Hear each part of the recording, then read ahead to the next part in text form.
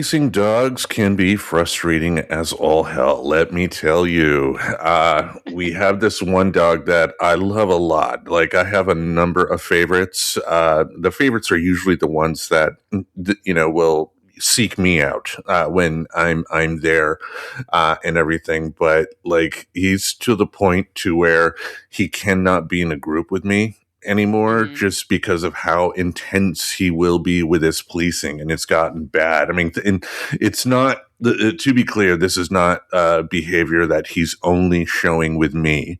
With every other handler, he is out there policing hardcore as well, and not just a simple bark. He's trying to, if he sees other dogs playing, he will run up to them and try and stop them from playing. And it got so bad that there's this one dog, this Bernese, who is just a little over a year old. She is the most loving, happy dog in the world.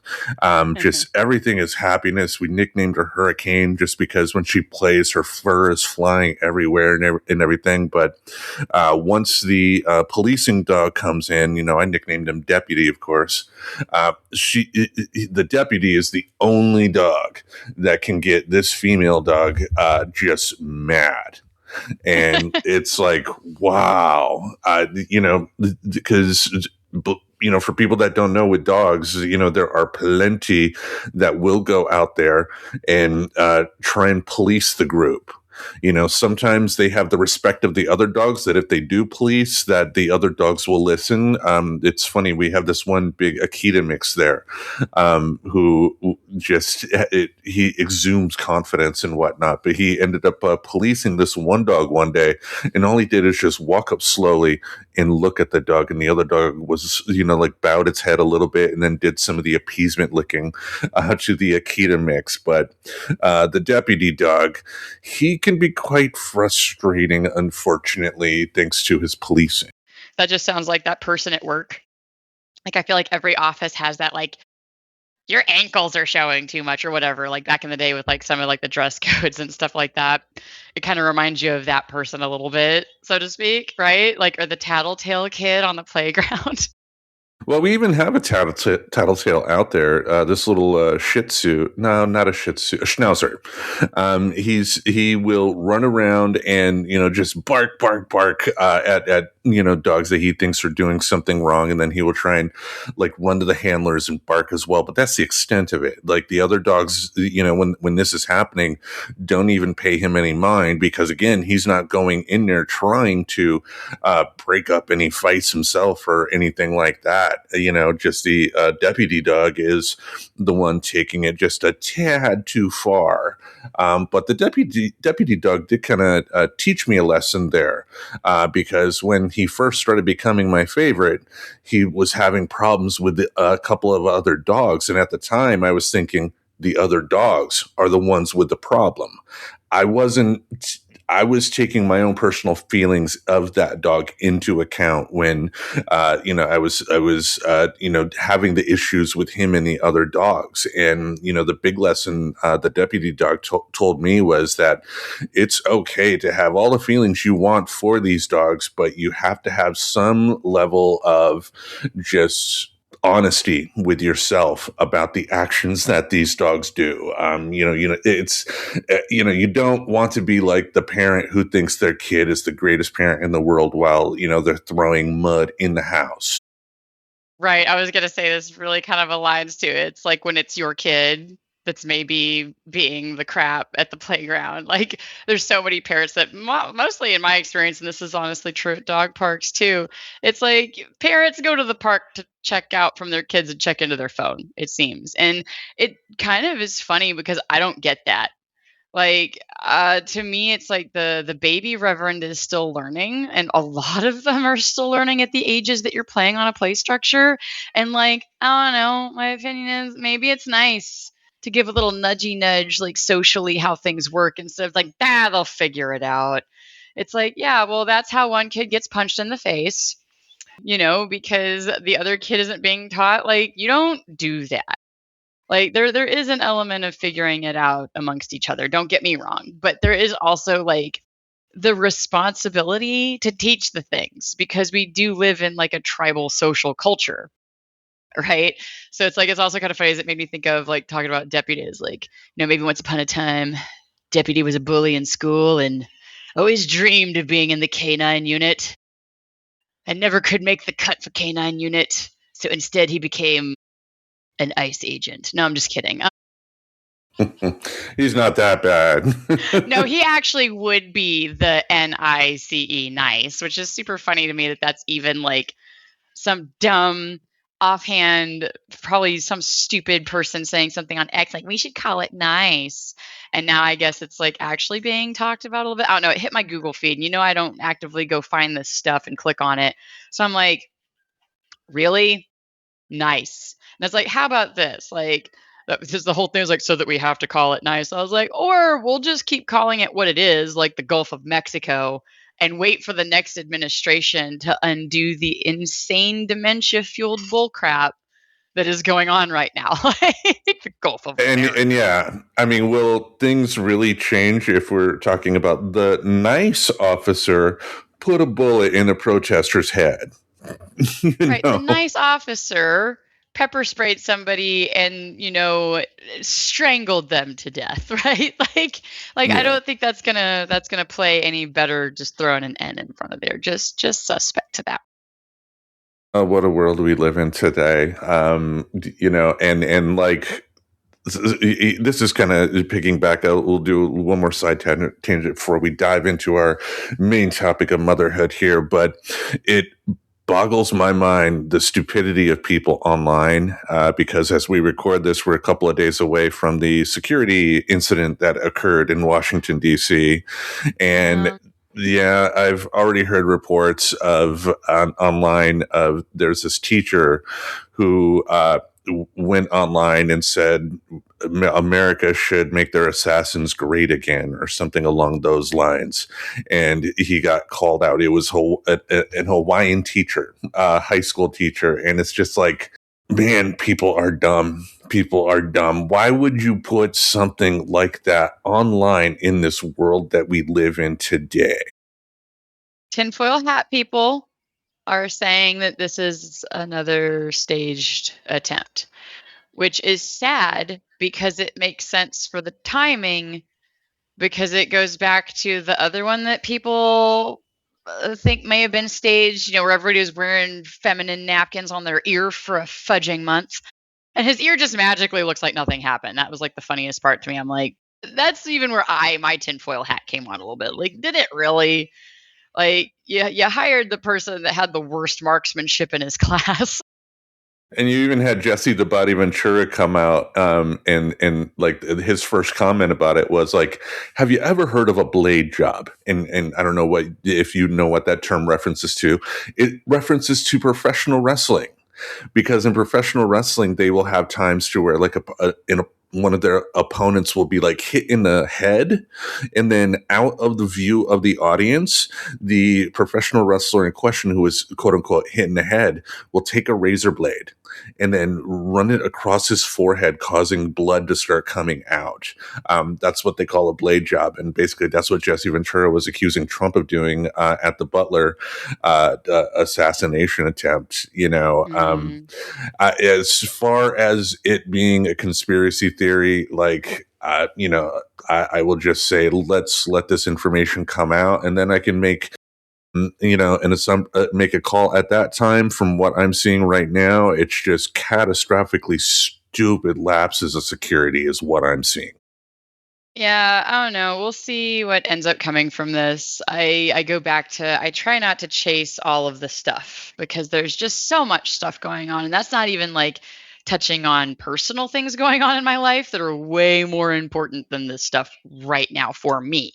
I'm glad it can stay on the radar and be important for other people, but for me, it's like I actually have some heavy stuff going on right now in the background of life. So I'm going to keep focusing on that for now. And then we'll worry about this. I'll just see how it plays out. I'm not going to worry about following it and giving it clickies and likies and all that stuff. So, Yeah. I'm not too invested in it myself because it's sad that we've gotten to this point in our history that most people are just assuming stuff like this is a conspiracy of some sort, and I just things have just gotten worse and Right. much worse. And it's like when people talk about being against what's happening with the current administration and everything, it's not necessarily about immediate stuff that they're doing. It's about the long-term repercussions that are going to happen from all of these stupid decisions that are being made that just go against the rules and the norms that we've had in this country for going on 250 years now. You know. Anyway, yeah. Services and concepts that prior presidents fought to protect. Like the Forest Service was not some result of a liberal picket line. There was a president once upon a time, I want to say it was Theodore Roosevelt. I mean, please feel free. I'm not going to do the Google on that right now, but I'm pretty sure because that's one that I know the Mr. Reverend really respects. And we actually have one of his, like a book of his quotes and things like that. But I want to say it was Theodore Roosevelt that was like one of the big pushers of like, we need to protect our land in America. It is important. We cannot just pillage it. We cannot just destroy it. It needs to be protected. So I know that they like to spin that that's a bunch of liberal nonsense going on. But no, it was not founded like from liberalism.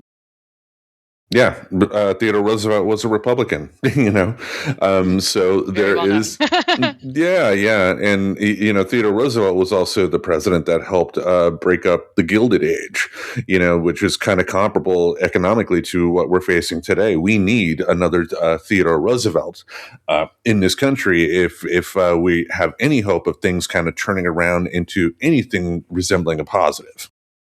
Right, which is where it's like I do like I like Gavin Newsom, he's funny. I don't know if he's the solution, but I do understand why he exists. So it's like it's kind of a bummer because he is like yeah, I appreciate him. I don't want to go into another side tangent so that we can make sure that we're getting onto our show, but it's like I appreciate him but understand he's a product of almost an overcorrection on another side and not necessarily the solution. But I understand where he might be necessary because of the way our politics works, like, oh, blue wave, you know what I mean? So, and granted, I'm not saying I'm against it. Don't take that comment that I'm against the blue wave. I just kind of wish we'd stop having to overcorrect each time. So hopefully we can swing back to some kind of neutral point in the pendulum. Yeah. I mean, yeah. We just need something resembling normality, and I don't think we're going to get it in my lifetime, unfortunately.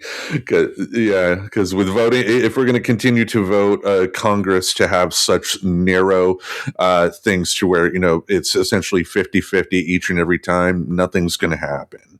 And we would need some form of veto proof majority from either side in order to get some semblance of normality happening. But Congress just sucks too. Just we have Homeland Security partially shut down, but let's take a 2-week vacation. Good idea. Yeah, that's great. Anyway, well, look at that. Our friends are here. Welcome to Friends Talking Nerdy. This is Tim the Nerd, and I am joined by the Reverend Tracy. And what I am not going to do is mansplain our topic this week. We are starting off the month of motherhood. So take it away, Reverend. Yes, because May is for your mom. Right. So I wanted to go into the psychology of mom and kind of like we're going to hit a bunch of topics this month. So it is going to be potentially annoyingly the Reverend led a lot of this month because it's Mother's Day and it's topics that are obviously personal to me. But basically, what we're going to focus on with today's episode is the psychology of mom. Like, what happens when you become a mom? Because when somebody becomes a mom, it's actually not just a life change, it's a psychological and neurological shift. Like things actually physically change in the brain. So we tend to think of motherhood as something you do, right? Like you have kids, then you raise them. I feel like most people are like, yeah, that's motherhood. But research shows it's also something that happens to you. There's studies in neuroscience that have found measurable changes in the brain during and after pregnancy, and especially in areas tied to empathy, emotional processing, and social awareness. So this isn't about taking on a new job. It's about your brain and body adapting to a role in real time. And there's not a lot of life changes in our life that our psychology and neurology take physical shifts. Like I'm saying, there's neuroimaging research, including work by somebody named Susan Carmona in 2016, and it shows structural changes in regions involved in social cognition, caregiving. Like those are the top ones. And it has a lot to do with like if anybody's read about any of the gray matter shifting, that's what this is talking about. Like this is measurable. This is not made up. And these changes are generally interpreted as specializations rather than loss of function. Whereas, we'll get into it. It's going to have its own episode because it's topic that's so worth its own time. But we're going to talk eventually about how this can kind of lose control and become the more severe clinical levels of postpartum anxiety and postpartum depression, but kind of tying it into where some of that makes sense to a point because our And brain changes in ways to be in tune to hearing a baby cry. To being in tune to being very socially aware about who is around your kid. Like there's a hypervigilance that is very natural to this process, and you're not crazy. It is something that has physically changed in you.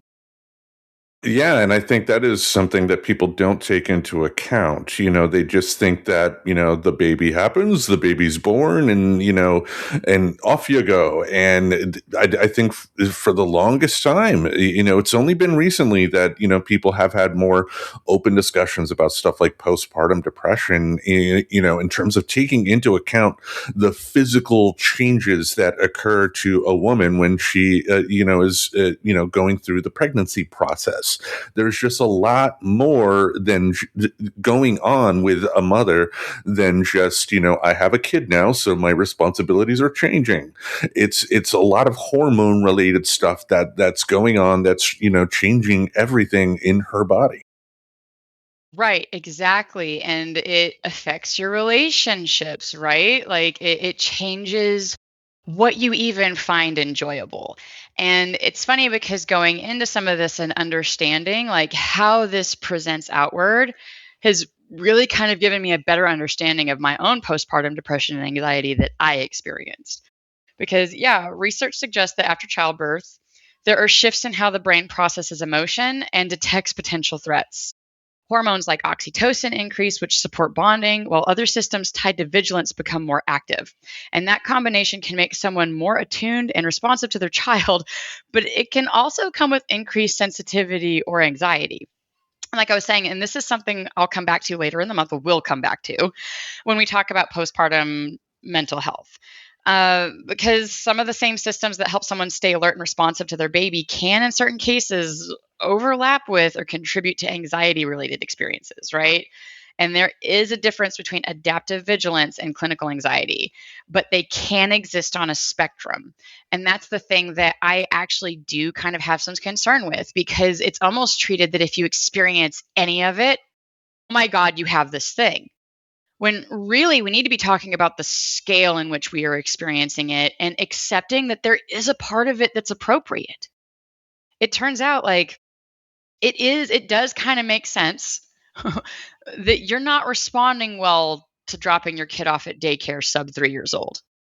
There are some things going on in the brain. Like studies on the maternal brain plasticity show increased responsiveness in like the amygdala and prefrontal regions involved in emotional processing and attention to infant cues.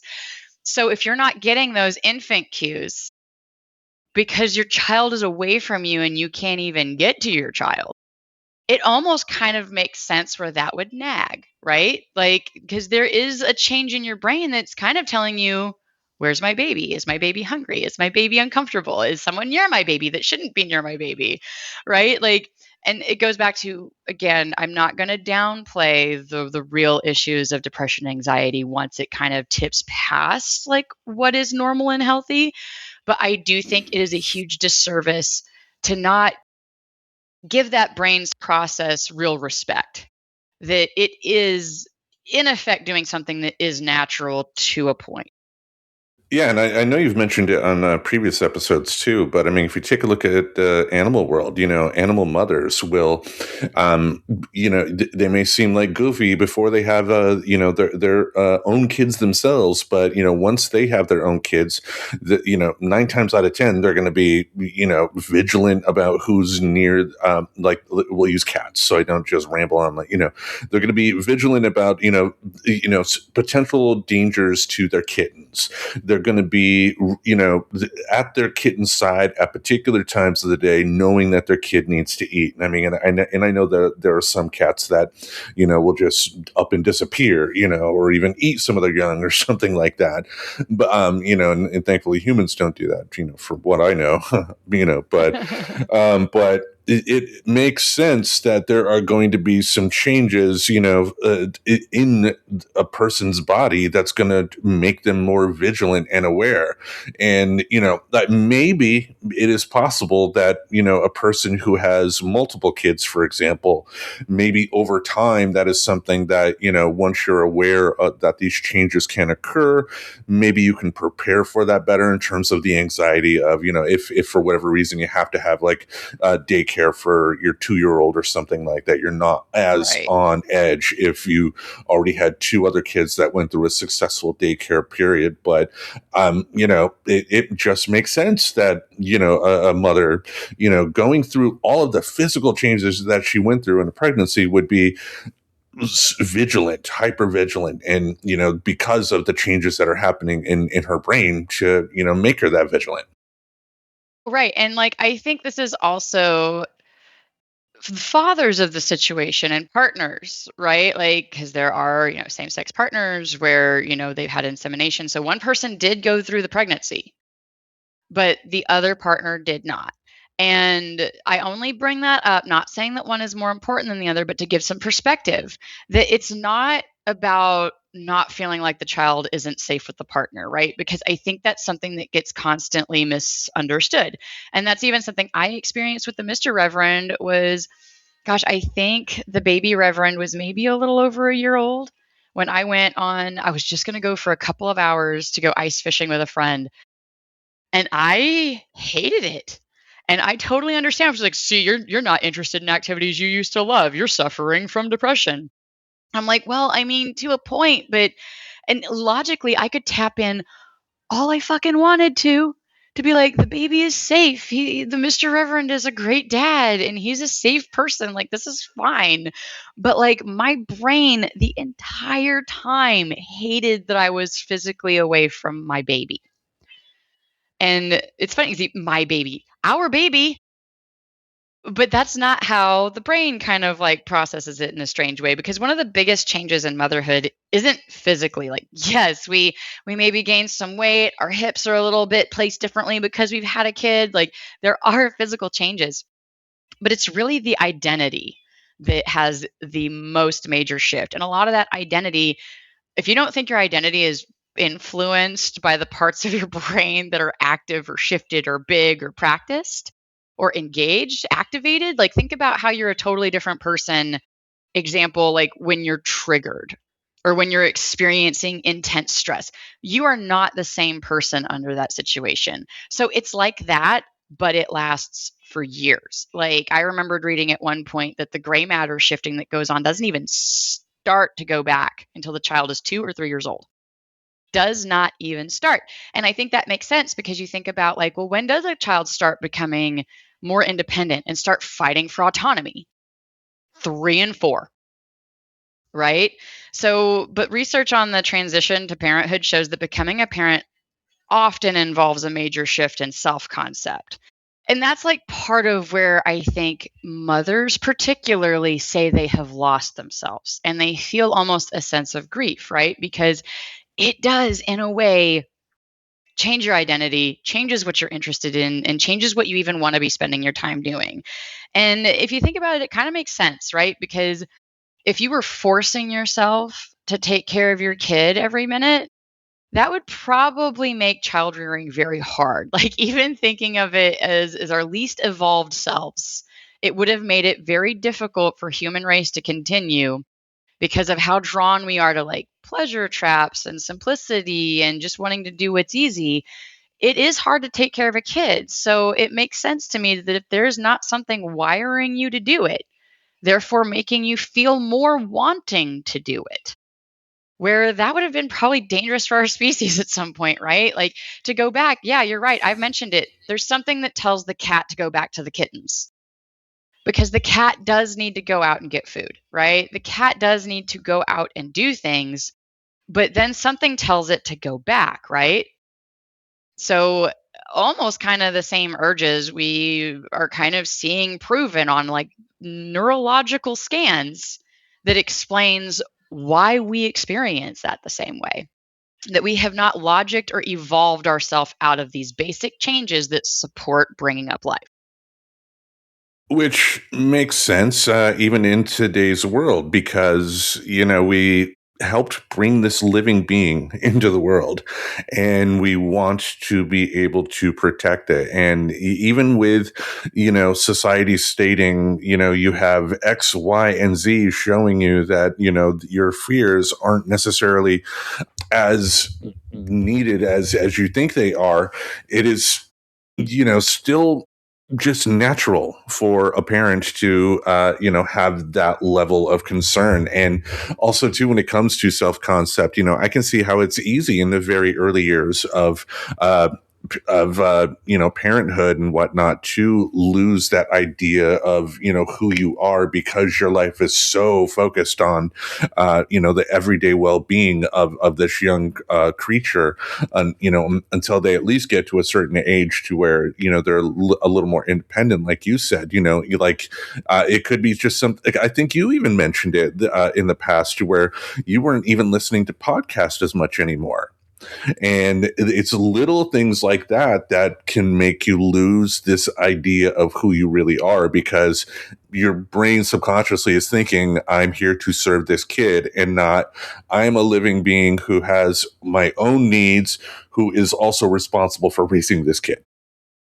Right, exactly. And it's like you hit the nail on the head because what things I was listening to was all parenting related. Like I was taking in some podcasts. I think I want to say that I was a pretty big fan of Emily Oster, right? And she did Expecting Better. And that really helped me kind of understand a little bit more of what was going on in my whole world of what was going on with my body and everything with, being pregnant, right? Because we have like the old school, basically Bible level of what to expect when you're expecting.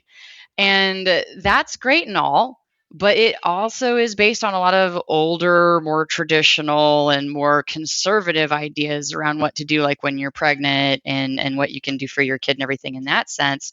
So I really enjoyed taking in knowledge on what to do to help hedge bets in the favor of this baby that I was growing in my body. Like I was very interested in that. I'm not sure I would have given half of a care about that had I adopted. I can't promise that. Now, I'm not saying that you cannot love an adopted child as much as a born child. I am simply saying that there are things that chemically and neurologically speaking change in our brain that makes us way more in tune and therefore way more interested in those things. And it makes sense. Like we talked about it in the illusion of free, right? So we have so much cognitive ability and interest and stuff like that. And so it almost makes sense that something would kind of help it feel more natural, like to want to be interested in learning those things. Exactly. I mean, and again, maybe this is something that the more kids you have, the less intense these feelings are. But, you want to learn about, if you do take in information, you want to make sure it's information that's going to help you protect your kid. And I think even if you do have multiple kids or something like Duggar family level, child rearing skills or anything like that, you want to continue to take in information, because I think, we also realize that stuff can change over time. Like, I mean, we've already talked about, stuff our parents did that, we look on and go like, no, we should not have experienced that.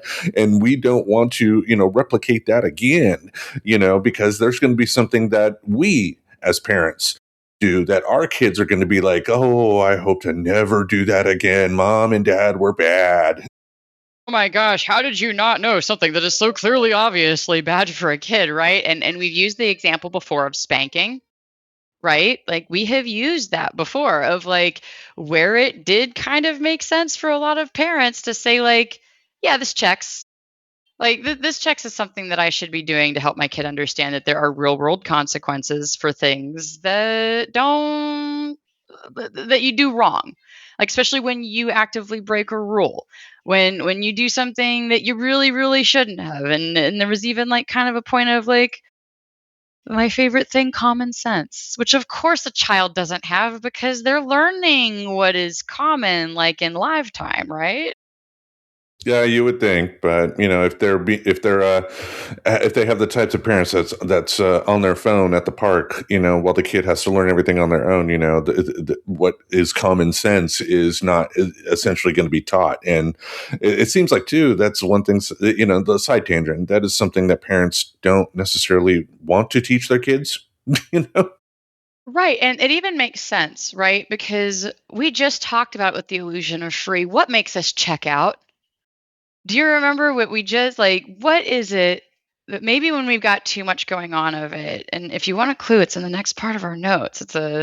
It starts with a C, ends with load, because there's a lot of stuff being fed into our brain, right? Cognitive Cognitive load. load, yeah. Cognitive load. See, guys, I can lead the horse to water, but he still doesn't want to mansplain it to you. Yeah. But right, like when you think about it, like of course you want to check out because how much stuff is now being put into your feed? Hey, you're a mom now. You should care about these things. Hey, you're a mom now. You should have this baby brother device. Hey, you're a mom now. You should have this. Like that definitely factors, right? Because motherhood comes with a level of mental load that is easy AF to miss from the outside when you think of it that way, because you're not seeing how much is being curated to this human whose brain has literally gone through the scramblies of like physically going through giving birth. Yeah, and this is another side tangent, but I think I've mentioned it before, but this is something I learned, in my computer repair days. And this kind of ties into what we've talked about with social media and everything like that. But it's about how this guy discovered his, I believe, 14-year-old daughter was pregnant by a targeted ad from the store Target for baby items. you know, Oh my gosh. because of the How search. mortifying. Yeah, like these searches that his daughter made or something like that resulted in Target, sending a flyer in the mail and everything, and that's how he learned his young daughter was pregnant. And like, man, the social media can be scary. Oh my gosh. Yeah. Yeah, it absolutely can. And so that's where it's like I almost want to give moms some slack that do inevitably do that because now that we understand that checkout, that not wanting to think and not wanting to do seems to be a natural consequence of just being flooded with information because it even goes into, if you guys recall, even the stuff you skip wears down on your cognitive load. And when you start to realize, like, wait a second, your brain's got the scramblies, your gray matter's all in places that it's not normally. You're being just totally bombarded with ads, not even for you, but for the baby you've just had. Like, it's kind of easy to see where parents want to check out. So it's like, no, I'm not going to give parents a pass either, but I am going to verbalize that it is more complicated than that mother should be doing more with their baby. You know what I mean? Like, but anywho, yeah, it's not even just about what you are doing physically, right? Because this goes into it's more about taking on a new job or a new role. It's about what you're holding mentally. You are tracking schedules, you're anticipating needs, you're remembering details, planning ahead, and there's a constant background process running. You don't really feel a break because your brain is going, this isn't break time. Right? And research on cognitive load shows that our brains have limited capacity for processing information. And when that capacity is consistently being used, even in those small ways, ignoring the baby bottle ads, it does create more fatigue over time. And so when you're going to stack that on, like I said, the gray matter shifts, the sleep deprivation, which we all know is a reality of having, especially a newborn and infant, it creates even more fatigue over time, right? So even when it looks like nothing is happening, there's often a lot going on in a mother's brain and a parent's brain. And that's why someone can feel exhausted without having done something that looks physically intense. It's sustained cognitive demand, and not just the physical picking up the baby, feeding the baby, changing the baby. That is what we see on the outside, but we are totally missing the full story of what is going on internally. Yeah, I mean, you think of like office workers, for instance, I mean, and I think you can speak to this as well. I mean, sitting at a desk, being on a computer all day may seem like the easiest thing in the world to some people that have like a physical type of job or anything like that. But there is a lot that you're going through that makes it to where by the end of the day, when you're getting up from your desk, you are just physically exhausted and just need to rest. Your body will get exhausted from things other than physical load. Right. And this goes right back into the cognitive load theory from John Sweller, right? And the research on invisible labor in caregiving contexts show how ongoing planned and monitoring contribute to mental fatigue. Even that passing thought of, should I check on my baby right now? I cannot tell you how many phantom cries I heard while my son was physically right next to me in his little, we had this bedside bassinet because I did work full time remotely, and he was right next to me. And I can't tell you how many times my brain still went, check the baby. Like he's right there. It's a natural alert system. He's next to me right there, but still check the baby, check the baby, check the baby. And that is that sustained cognitive demand, right? It is kind of a constant nag in that respect. So, the other thing I want to get into with this is how this causes relationship shifts. Like, there are some interesting numbers out there of, marriages sometimes fall apart in these first handful of years. And I think a lot of it can come from just not understanding what the partner is going through and it feeling like, okay, so as much as to me it felt like I lost myself, I know very factually that Mr. Reverend felt like he was losing his partner. And only just now, kind of, because again, the baby Reverend just turned 3, guys. So we are getting to that magic time, and I am more and more feeling interested in doing stuff. I've picked up my crochet hooks again recently. Oh my God, I had all of these well, baby was just being a baby, right? Because even I like didn't fully appreciate the cognitive demand that was going to be of being a parent. And I had all these grand high schemes of how I was going to crochet all these toys and all these learning things, and all of the baby reverence toys are going to be hand crocheted by me. Look at me go.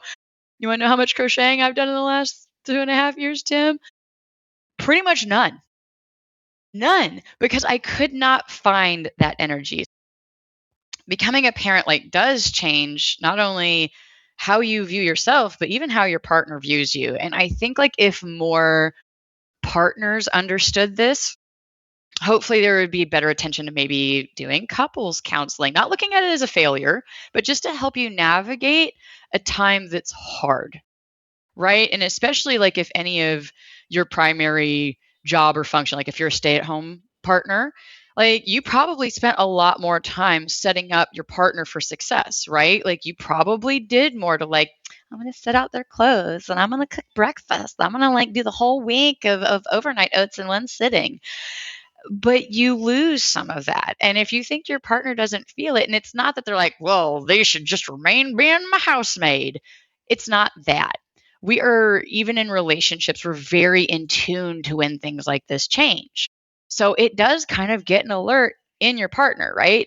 Because, yeah, becoming parents changes relationships, even strong ones, because you as a person has changed. And if they don't understand to ride those waves with you, it can feel like they've lost somebody forever, right? Because time, energy, and attention all get redistributed.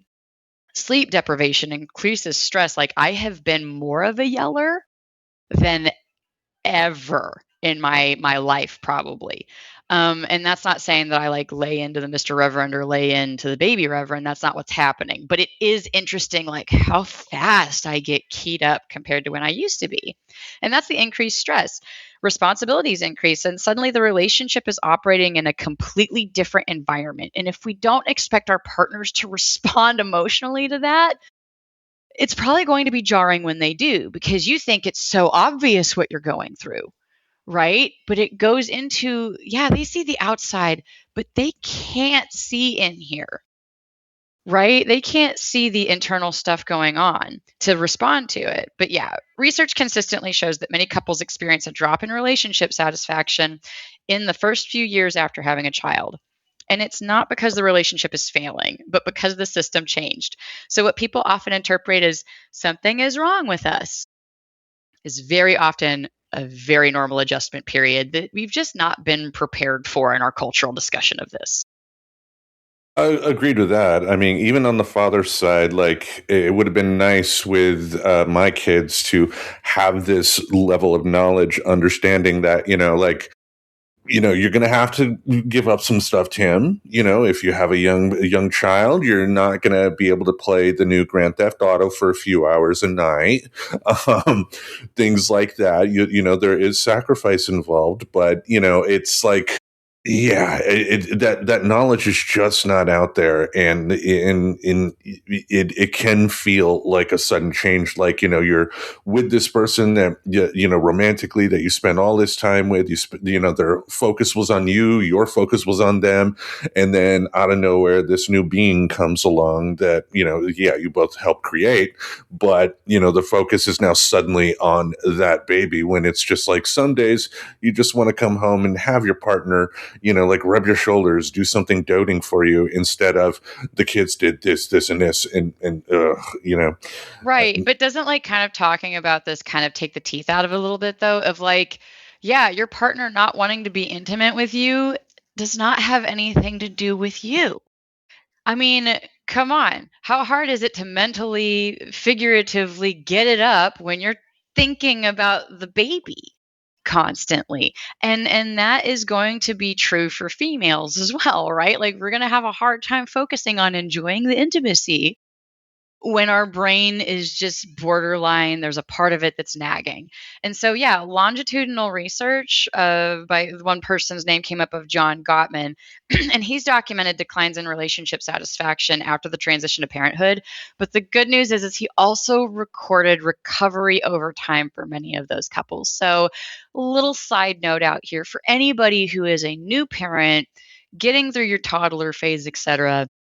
If this is happening in your relationship, maybe give your partner this episode. Or hey, if you're the partner and your birth giving spouse or whoever doesn't quite understand what's going on, like with your relationship, because that's where it can get you too, is you feel like you're failing them on top of all the other things you feel like you're failing.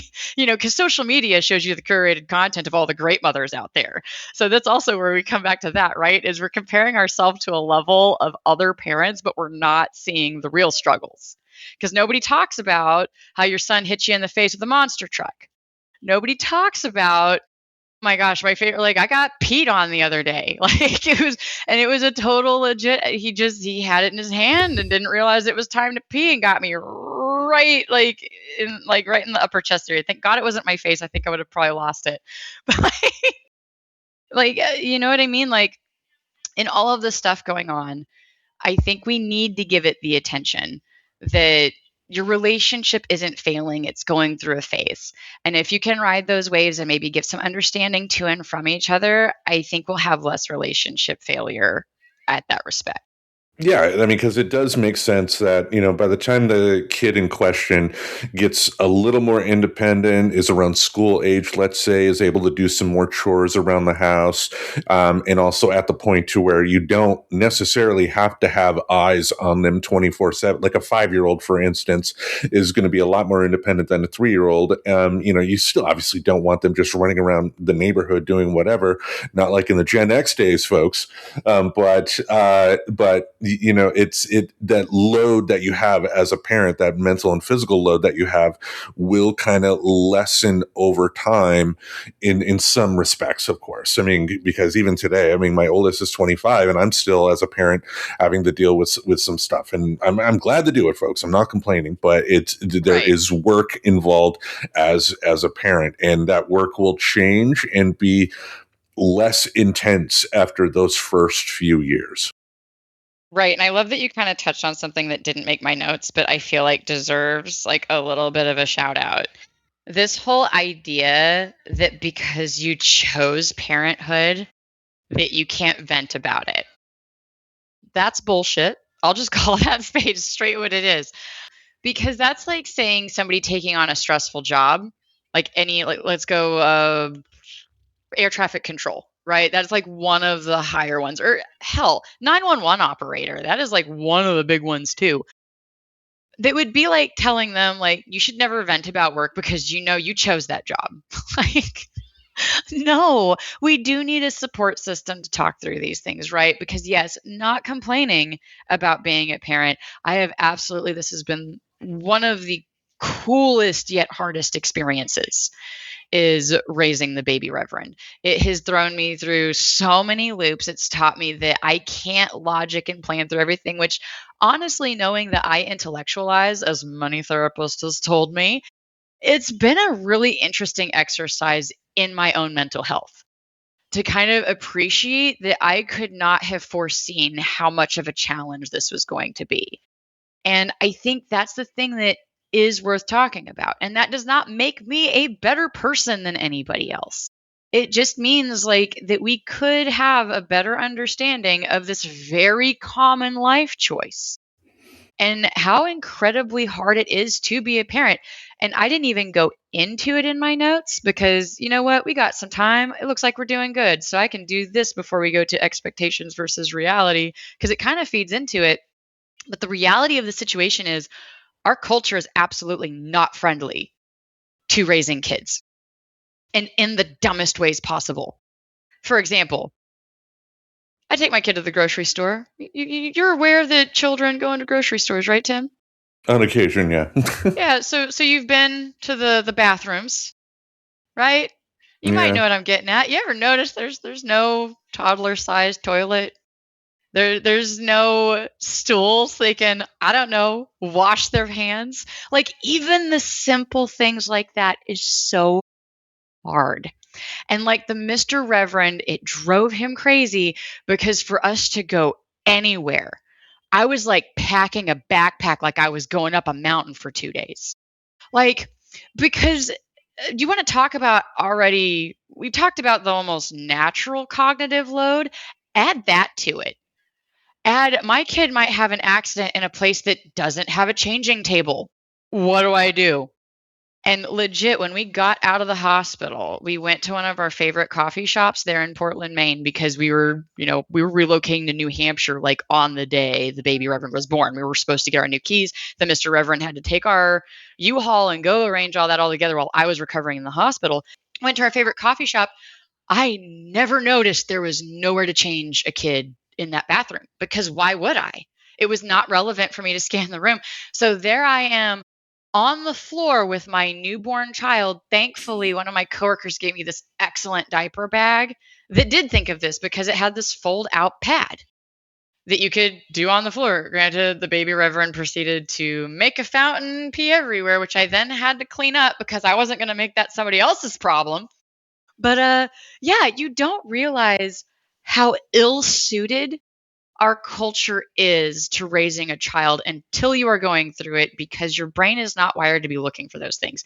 Even something as simple as a little fold down step up so they can wash their hands in the bathroom. I live in one of the more family friendly areas in the Tri Cities. It's very kid and family friendly. And we don't have that in most places. I got a baby free to fold and go potty seat, and I keep hand sanitizer and wet ones on me at all time because I know it's not going to be friendly for the baby Reverend. Granted, I'm glad I've got a little boy because I am not afraid to let him water a tree at a park. But and what's great is like all of the parents are fine with it because I guess apparently at this one park there used to be porta potties. and for whatever reason, they're just gone. And so, like, the kind of local mom thing is like, if the dogs can piss on the trees, our boys can. So we just take them to these few trees, and it's so cute because some of the little boys have gotten so used to it they won't even ask, and the mom will be like, "Oh God," because their kid is just pants to ankles, just peeing on a tree next to the parking lot, like waving, like, "Hey," because they're just peeing, they don't care. Like, Reminds me of Butters from South Park. But it is surprising. Yeah, it's like people in this country encourage you to have a child, and then once you have that child, you cannot go out in public essentially because that's the feeling, at least, because of how unprepared the rest of society is. Which makes it tough too, because like the example you just gave in the coffee shop there, like that you probably spend a little bit longer in the bathroom in terms of changing the baby Reverend's diaper than you would have if there was a fold down table that you would have been able to switch everything over, but you spent a little more time in there than you normally would have. And you got to imagine if there's like some 50-year-old tax man on his coffee break from work wanting to use the bathroom at that particular time, he's the one giving dirty looks because how dare you change your kid. yeah, I mean, I had that experience more on a flight, and I don't remember if I talked about it on here, but I will now. Yeah, one of the bathrooms was broken, so there were only like two or three functioning in the back. And the baby Reverend, I want to say he was sub one. I want to say this was like our first winter break going to visit from New England to my mother's in Portland, Oregon. And I went back to the bathroom to help calm him down. Now, what I was doing, and there was really nobody's business, but the thing was, is it felt nicer to take him away from the crowd, to go be in a smaller, controlled environment where he could soak up my smell and I could calm him down, maybe change him, maybe check on him, like, and not like feeling the glares of everybody at me, right? And so this shitheel of a human, as I'm coming out, looks at me and says, other people need the bathrooms too. And I just remember very calmly looking at her. I was like, okay, well, you know what? If my son takes a shit again, I'll make sure to watch where you sit and I'll come change him next to your area since apparently you want to value the bathroom time more than my son not sitting in a shit diaper for the rest of the 6-hour flight. And it was so funny because she like passed me on the aisle and was just like, seemed regretful that I could actually see where she was sitting without trying because she happened to be in front of me in the rows. And then like our paths crossed at baggage check and she legit took a long way around me to avoid me. And I'm like, yeah, that maybe not my best moment as a human, but I think she deserved to hear that because it was an absolutely crappy way to deal with a parent who is dealing with the stress of taking a child on a 6-hour flight. We don't do it for S&Gs, guys. All of you people that are anti-babies being on a flight, let me tell you how much I wanted to go on a flight.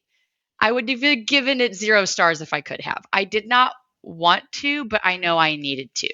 Not only so my stepkids could see their baby brother, but also so my parents could experience time with him at the young age because that is important. And it was good to go overall. And a lot of people do travel out of necessity. The Mr. Reverend's parenting plan, for example, requires, well, not, I mean, that almost says it like we don't want it, but you know what I mean? Like we get the entire week, and I would never ask him to not do that. And then also, I wanted time with my stepkids because my bonus babies, most of you will notice a pattern, they're pretty important to me. Like I've talked about them throughout the years on the show, even when I used to playfully refer to them as girl child and boy child in the early years. Because I was just apparently somebody said that sounded really cold. And it was like, oh, that was just my funny way of addressing them without saying their names because I happen to have a girl child and a boy child, and it was easier than designating nicknames. You know what I mean? So yeah, like it was important. It was worth doing. But yeah, guys, like maybe be nice. If somebody is traveling with a toddler, I almost promise you, we want them to not be crying like 1,000 times more than you want them to not be crying. So Yeah, I remember, I believe it was 2005 when the ex wife and I took our oldest and our middle child on a plane to California. And we were in the plane, it's still in Grand Rapids, Michigan. And my daughter just started crying. And my daughter at the time was dealing with with seizures. Mm. And everything, and she did not luckily have a seizure on the plane or anything, but she was getting rather loud and crying. And the flight attendant at one point said, hey, if you guys need something, we can make sure the plane doesn't go off, and you can and all that stuff. And all I can think of was like, yeah, every single person in this seat is going to love us if this plane God, is yeah. not if this plane does not take off because my daughter's crying. Right. And like, luckily we were able to get her calm down relatively quickly, and the flight went off without any sort of an issue. But like, that is a real fear that parents have to face, when they do have to take advantage of like long form travel like that. It's their kids, and tensions are already high enough on a plane. I mean, the airlines don't do anything to make the experience for the passengers any good unless you're paying a ton of money. And yeah, it's just tough out there to be a parent. Yeah. I think the best experience I had, by the way, was the following year when we traveled.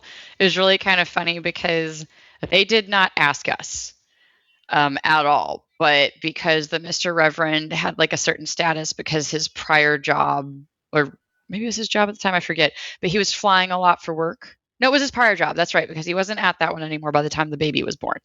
But his prior job, like because he had flown so much, he had a certain status. So when there were first class seats available, they upgraded his seat. And we were trying desperately to be like, please give it to somebody else. We just want to travel as a family. We have stuff packed for the baby Reverend between the two of us. Please, for the love of everything, just let us sit together. And like they told us, like, yep, just wait and talk to me. Wait and talk. So once they sit people, they can't just change seats. So they blew us off, even though we were trying to sit together as a family. And the Mr. Reverend was like, I'm giving you my seat and they can't stop me. So I am like, oh my God, I'm going to be with a baby in first class. These humans are going to hate me. They pay to not be with the lesser income humans, right? Like to make that class joke. Like they pay to be above me. They've got the income to not have to deal with my shit. And so I wind up sitting next to this lovely human, happened to be a grandmother. I didn't realize, like, oh yeah, first class comes with food.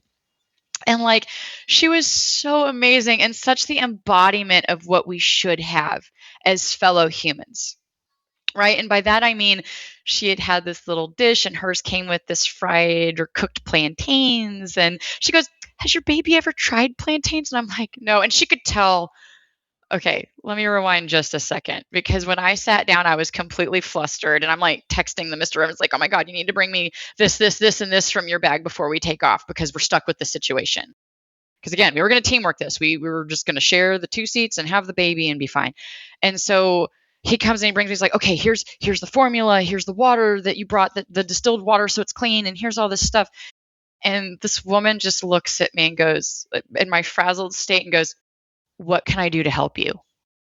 And I will just, it gives me goosebumps talking about that. Like it was just such the most compassionate moment I got from a complete stranger for no reason other than I wound up sitting next to her in her first class seat. And she actually helped me mix formula for the baby Reverend so I could just get adjusted with all of the stuff my husband just handed me, you know? And then like fast forward in the trip, I'm getting settled. She's talking to me, and I realize now, well, after the fact, that she was helping calm my nerves. She was just talking to me because here I've already got all this cognitive load stuff going on. We talked about that. That's already base going on no matter what your current stress situation is. And she could just tell it through me for such a loop. And she goes, so tell me, how'd you end up in first class today? It doesn't look like it was planned. So she broke it up with some humor. And then at one point, the baby Reverend, because I was still like wearing him a lot of the time. And she goes, well, it looks like he's awake. Has he ever tried plantains? And so she actually helped give the baby Reverend some of her plantains because she goes, I mean, they're nice. I like them. But, if it helps him with trying something new, it might be kind of a nice thing for the trip for you. And she just was such an awesome human. Like, and I joked that she was my 6-hour grandma. But she got to be a grandma to my child for 6 hours of a flight. And that is the humanity we are missing in this world, I think. Like, you don't have to be a grandparent or be able to relate specifically to understand how hard it can be when you feel like your cognitive load is tapped. And if we can just extend that compassion to parents, if that's like the one hill I can die on this one, on this episode, is please just have compassion. It doesn't matter if they chose that. Have compassion. It's Yeah. basic human kindness to just have compassion of other people's situations. And so, like, we can even now go into a little bit of expectations versus reality, right? Because obviously, I did not expect this to be the stress load that it was. I did not expect it to be such a fight to take care of my child when out and about. I did not expect most of the hurdles, and I think most parents will say this, that you end up going over, especially in those first years. Because in a weird way, it's almost like, yeah, they're crying and pooping, but that beats the heck out of the autonomy discovery stages and like preteen stuff. And like when all the hormones start going nuts and they're fighting with you every week. Like everybody, I feel like, downplays the baby and toddler experience. I think that's worth talking about because I think a lot of the struggle comes from the gap between what people expect motherhood to feel like and what it actually feels like. So, culturally, motherhood is often presented as intuitive and fulfilling, right? And it can be. I will speak to that. It is fulfilling, and there is a lot of it that's intuitive, even though I didn't fully understand the intuitive urges I was getting, right? But it can also be overwhelming, exhausting, and confusing.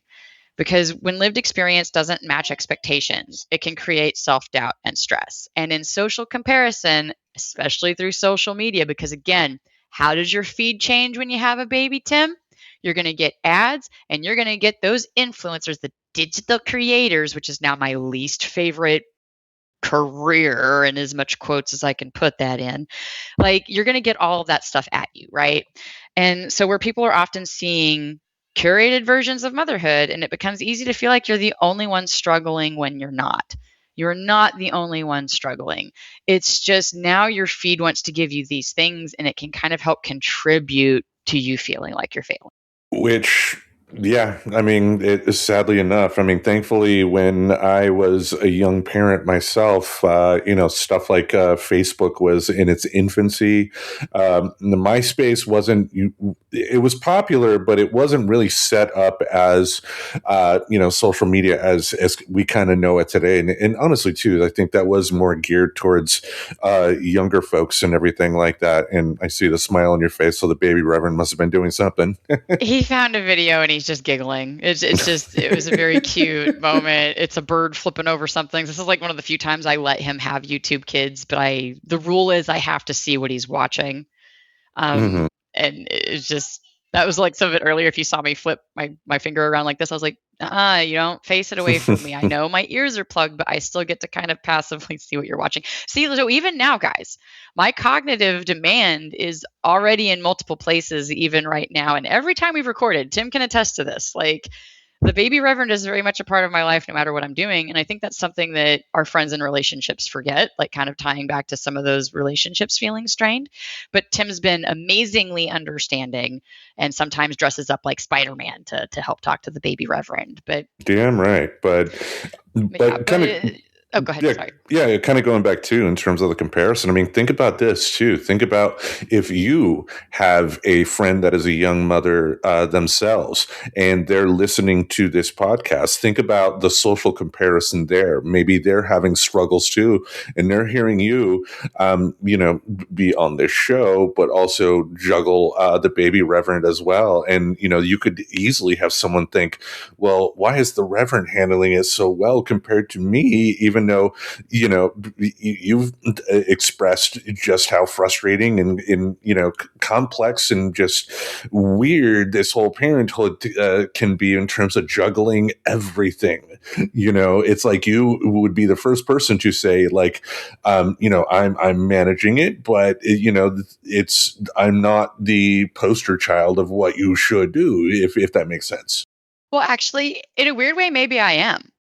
because it goes back to when we talked about social media, the curated content, the you're seeing the Johnsons, but the difference between the Johnsons now with social media and the Johnsons then was you got to see when the dog tore up the yard and they were pissed about it. You got to see more. Like when you were comparing to other moms, even in your mommy groups, you got to see more.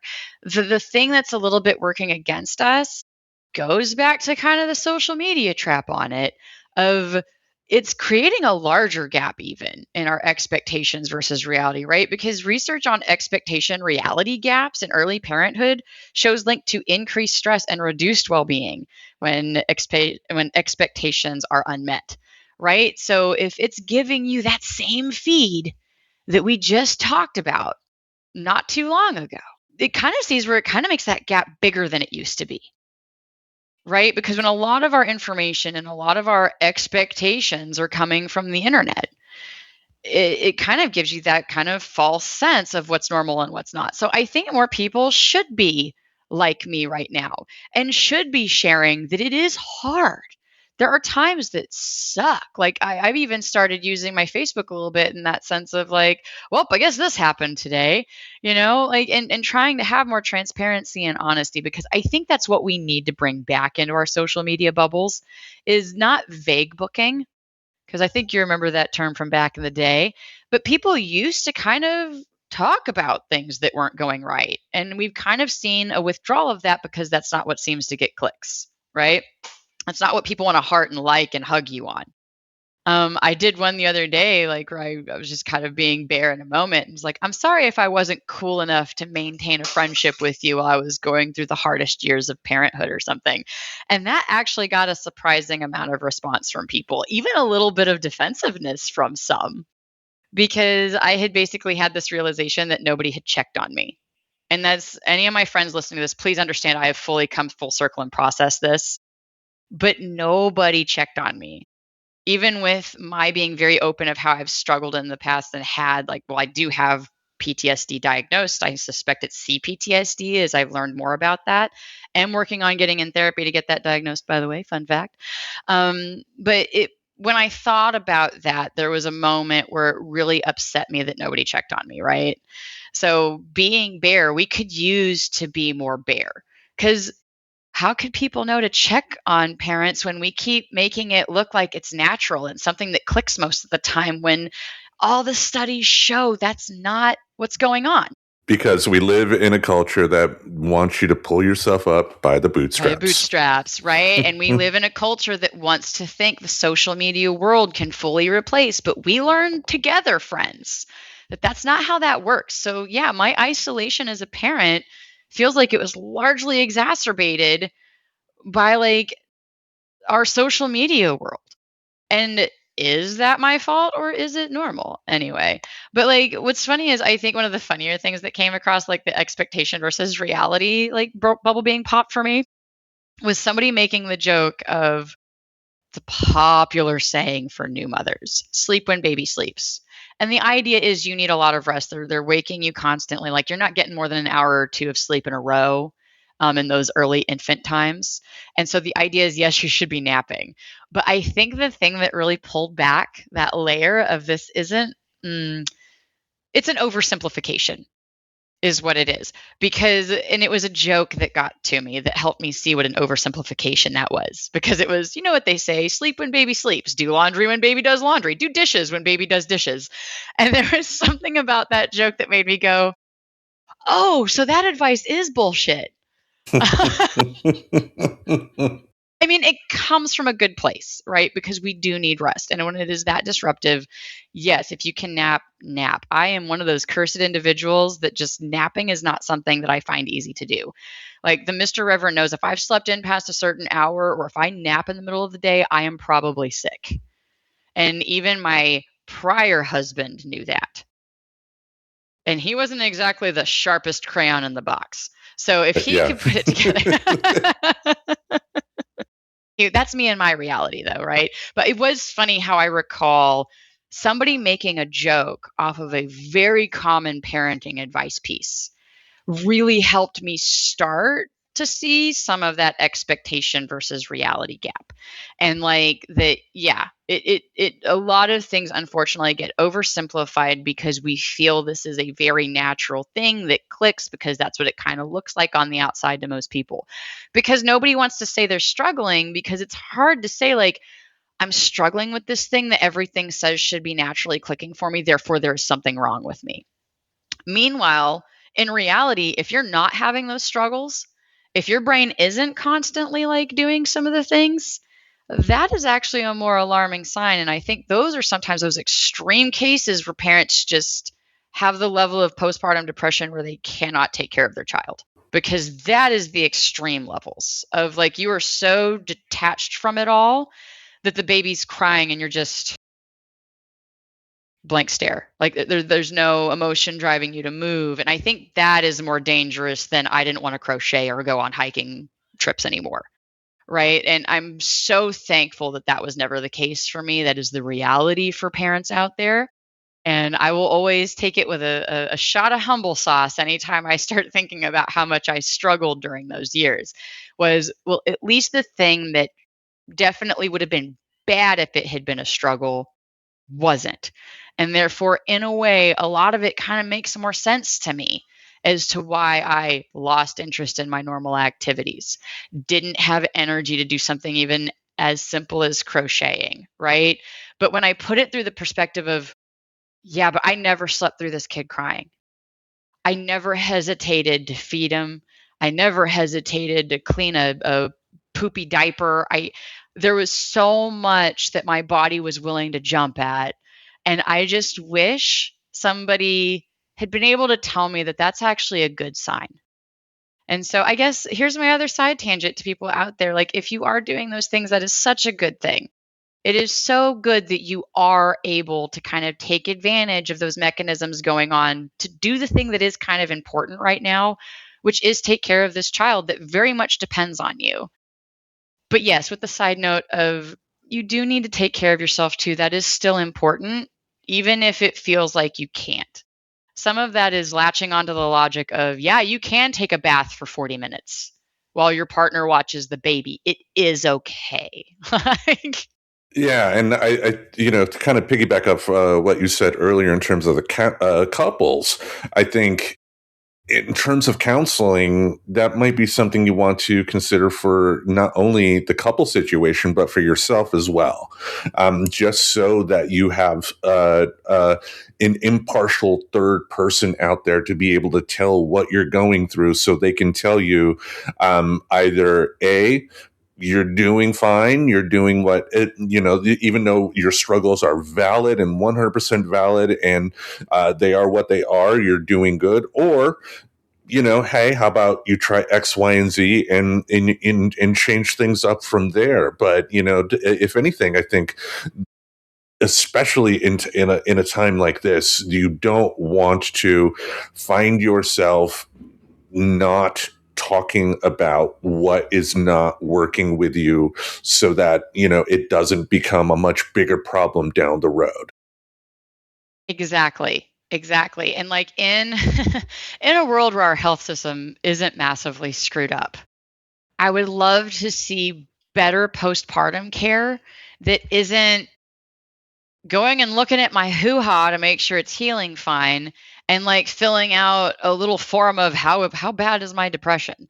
Like, there should be a mental health support. We have like the science and the technology to prove that this is something we are physically going through. This is not something you willpower yourself through. And having somebody to help check on this healing, and I'm gesturing at my noodle up here, this healing should be viewed as just as important of putting me on the stirrups and saying, scoot down. Like, it should be as important. And it is kind of a disservice to parents that it is not.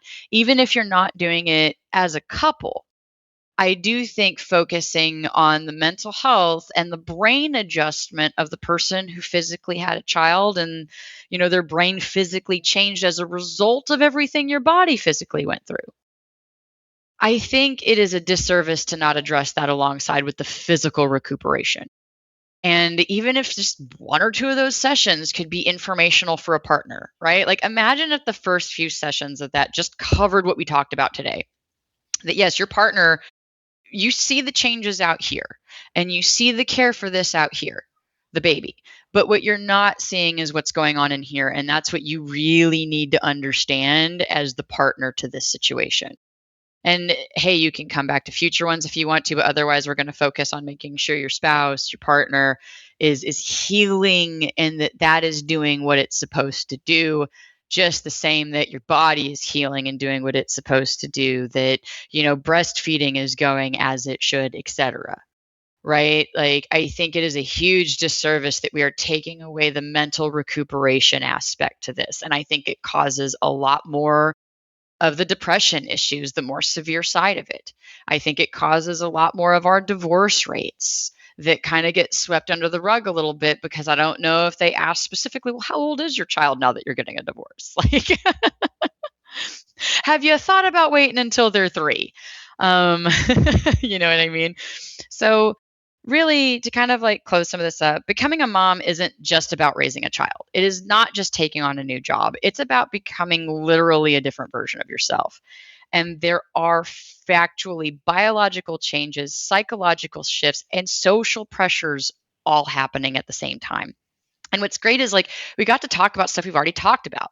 Cognitive load. And boy, doesn't having an understanding of cognitive load make this make way more sense as to how mentally consuming it can be to be a parent. And that's why it's like, if, and I'm not throwing any of my personal friends under the bus here, if they needed me, they could have reached out. First of all, I think that's doing a disservice to understanding how depression works. Because even under depression that is not anywhere near related to this, it is hard to reach out. And so when you complicate that with the cognitive load that goes on because your brain's being rewired to focus on this, it makes it even harder to reach out. And it kind of makes sense. And so when you understand that this is a system and not a personal failure, it can also interpret that experience differently. And I think that can help understand, when is it the severe clinical depression versus maybe this is just my brain being geared a different way, right? Because most of us are navigating this without a clear framework. And that makes it harder. So, but maybe if we can talk about these things and understand it better, it can help, because it can change how we interpret our failures, our perceived failures. We'll even say it that way. And I think it's going to change how we understand our own mothers, our own parents and their experience, which is going to be what we talk about next week, is how your mom's raising affects you. Like how impactful it is to like secure attachment theory, stuff like that. So we're going to get into some more fun stuff that's more about your experience after being raised by a mom, because early parenthood is widely recognized as a major life transition involving identity restructuring and stress increase. And we can't judge our parents by the most stress riddled version of them. And you can understand that if you're not addressing this early on, it's so easy to bleed into who or how you raise your children, right? Because we all know, if you just ignore something, it'll just pass and it won't affect you later on, right, Tim? Like That if you just always ignore it, it's like, works. yeah, that Yeah. happens. Yeah. Yeah, that's how that works. That's how depression and mental and cognitive load totally work. So yeah, now we have like understanding and real science and concrete proof that this is going on. Maybe now would be a good time that we can really think about, like, maybe our parents were trying their best given the situations and information they had on hand, right? So I am excited to continue with Mom Month. May is for your mom, and we're going to cover a lot of it, and we'll even delve into some stepmom stuff later. So Yeah, and I'll comment just a little bit about what we were just talking about there, because like as a parent myself, like when I was a kid, there was nothing my mother could do right, and my God, yeah. yeah, and to be clear, I will honestly put it out there, on an objective level, my mom was a goof in a lot of ways. She was, but looking back at some of her actions, as from when I was a kid, in comparing them to myself as a parent, I could see how she was trying. That doesn't mean I necessarily always agree with the decisions that she made. Let's put it that way. But it's like I could see myself reacting in probably some of the same ways that she did, which my kids are like, that's what happened. But yeah, we'll go into that deeper when we talk about that. But I think that is important to remember, because like one thing I hope for, if my kids are going to go the parenthood route, and they ever want to talk to me about advice or anything like that, I didn't have that from my mother, to where she talked to me about stuff like that. It didn't help that she did not like my ex-wife in any way, shape, or form, so we didn't talk for a while. But and then it's fun learning, like 14 years down the road, that your mother was right all along about your ex. But different story for a different day. Totally different thing. But yeah, but basically it's like, yeah, for this one, your mom wasn't just raising you. She was also being changed while doing it. And I think if we can understand like some of the impacts of ego death, that might really explain like what happened with a lot of us, like especially like millennial-ish time frame, like before we had the pocket computers, right? Of maybe some of our experience. And by the way, and I'll probably get into this, is one of the influences that affects your parental relationship, because it's something I've talked to my bonus babies about.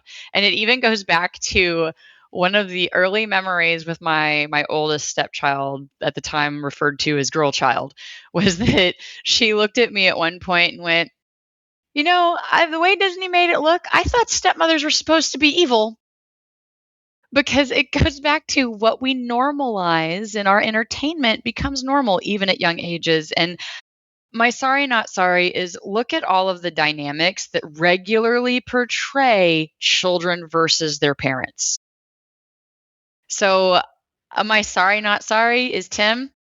I think we were being manipulated, whether they realized it or not, to be at odds with our parents, because that's what got normalized in a lot of cartoons and a lot of entertainment, especially family movies, was that there's this idea of it's you versus them. I think we got that from somewhere. And something I've even pointed out to my kiddos is I think the you guys have to fight and can't be a team is scripted and not necessarily true.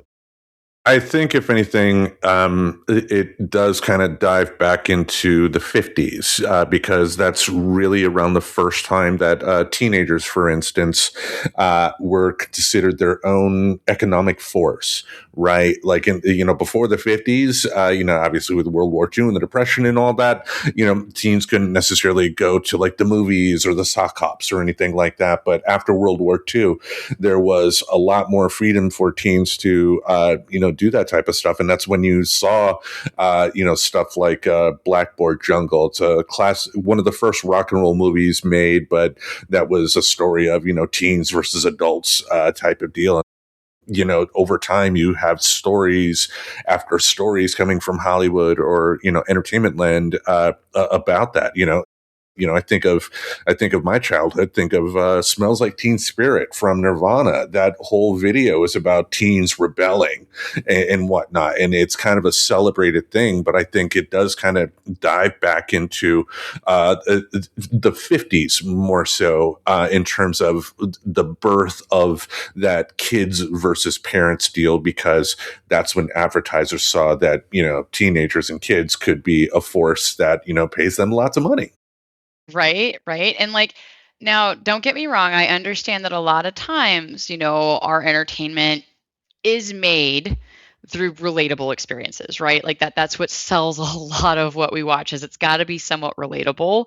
But I do think that unfortunately, when you take those relatable moments and you overrepresent it, that's where I think we're unintentionally kind of programming this us versus them mentality, that has just become what feels to be super prevalent in our culture these days. So I will look forward to unpacking that with you guys next week, though. I do plan to pepper some of that in there. I'm still working on my notes for the next part of this podcast, but I am excited for the month for the most part.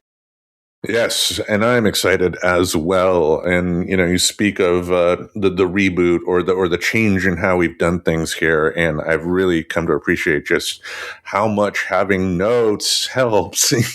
Oh, yes. We're sharing them now, guys. So it's not a mystery to Tim what I'm going to be talking about.